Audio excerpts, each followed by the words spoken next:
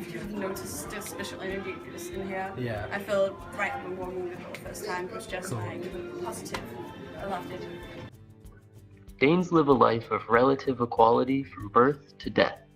Through high taxes, they all benefit from the Danish welfare model, which provides free education and healthcare, as well as financial assistance for parents, students, and the unemployed.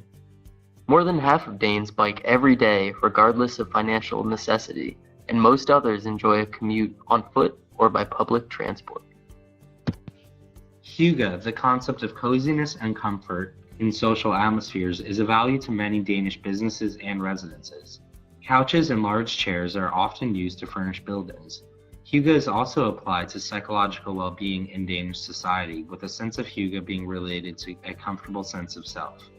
Yeah, hygge is kind of everything. When you're cozy, when you're having a good time, being with people you like and having a good time, then it's just hygge.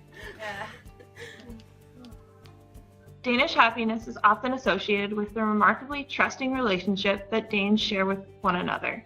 Historically, this trust dates back to 1864, when Denmark lost the Second Schleswig War.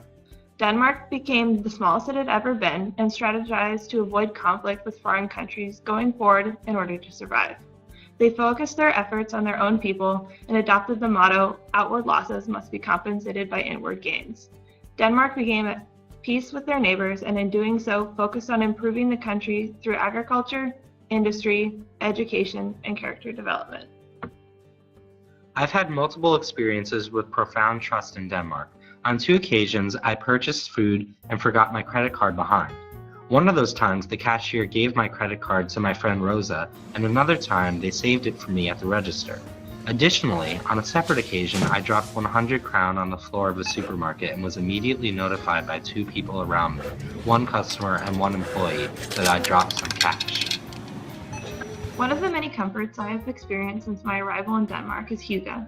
In my folk high school, we've had many late nights, while in blankets and on beanbags over coffee and snacks. In these instances, I'm completely comfortable and able to express all my feelings easily.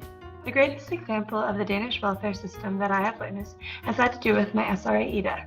She is the perfect example of how if you work hard, the opportunity to pursue higher education is available. She works at a bakery, takes classes, and lives in a very nice apartment in Newham. Without the support of the Danish welfare system, this life would not be possible because Ida has been on her own without any other support since she was 18 years old. I think after schools and folk high schools are incredible displays of autonomy. After school, however, has kids living away from their parents, taking classes that interest them, and acting independently far more frequently than the average American student of the same age does. I think that this will provide for them some of the experiences they need to integrate into a successful adult life full of well-being. How good it is. If you haven't tried it, it's fabulous. It's kind of a weird feeling. You will never be the same again. You just change. The Danish experiences of trust and community are felt as early as infancy. Their happiness seems to first occur with the secure attachments they form. When moms go into a cafe and leave their babies outside, the babies gain trust because they are continuously reassured that their parents will come back to them. Danish society allows attachments to form with both parents due to their extensive maternal and paternal leaves. The first example of eudaimonic happiness occurs when the babies are born in the safe environment of the hospitals funded by the country. At the Danish Community Living Center, we witnessed autonomy as a major theme for Danish upbringing in childhood. The kids who live there have all the friends they could want and also are free to explore the property with their friends. On our walking tour around Nørrebro, we learned a lot about how childhood is fostered in very close and supportive communities. In ghettos, a sense of community and belongingness makes the area a nicer and safer place to be over time. A place where inhabitants can hold birthday parties and get together with their friends and family. These events allow for inhabitants to increase their positive affect in a manner which would not be safe had they not restructured their community with the government. Kids in Denmark are given a lot of autonomy at schools. At my practicum site in Christianstown, I observe at an after-school program once a week where children are free to move about the school property both inside and outside, as well as engage with whoever they wish in many different activities. The pedagogues at this school encourage autonomy by becoming active participants in the program and moving from activity to activity, demonstrating how the children should move freely from place to place. We met many adolescents on our visit to True North.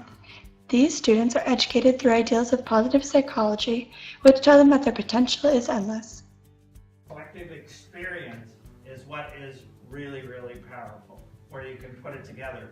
But in order to do that, you need to be able to work well with other people. And that's where positive psychology comes in, that we can tap into those resources going forward. And that's why we're making such a big deal with unlocking potential. This methodology relates to Sigmund's 5 principles. The positive emotions are showcased by instilling a sense of endless potential in the students and focusing on strengths and challenges as opposed to weaknesses. Engagement was evident throughout the day. One example was whenever the director asked a question, more than half the class enthusiastically raised their hands. Meaning was seen throughout all the different mottos that were used at the school. One of my favorites was "One ship sails east and another west, by the self-same winds that blow, 'tis the set of the sails and not the gales that tells the way we go." This quote, which was memorized by all the students, explains the importance of a positive attitude and how it affects every situation. You have to be social, you have to get a lot of friends, and we will help you get them. We will help you to come out to people. Challenges and evolving as a person, getting better and doing things you never imagined you could do. I'm not so shy anymore. Yeah, In the start I was that's like, great. I hide in a corner, and now Yeah. I can just talk to people. We saw positive relationships exhibited on the wall full of hearts, which exhibited whether people were single, flirting, in a relationship with someone at True North, or in a relationship with someone from home. The students who gave me a tour said that this wall helped lessen the drama when it came to relationships and is a common and fun tradition found in many after schools. Danes continue their happiness into adulthood.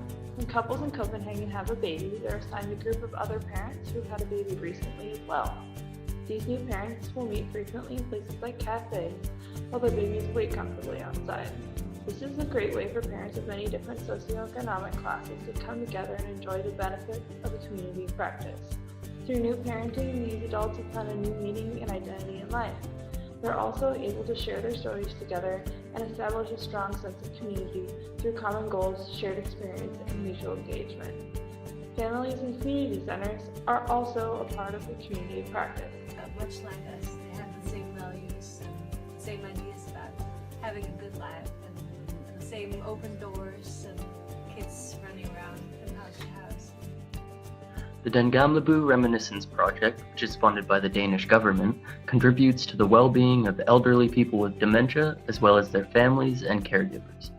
Objects are deliberately laid out in a building so that it looks like an actual house from a past time period. You are not allowed to smoke anymore.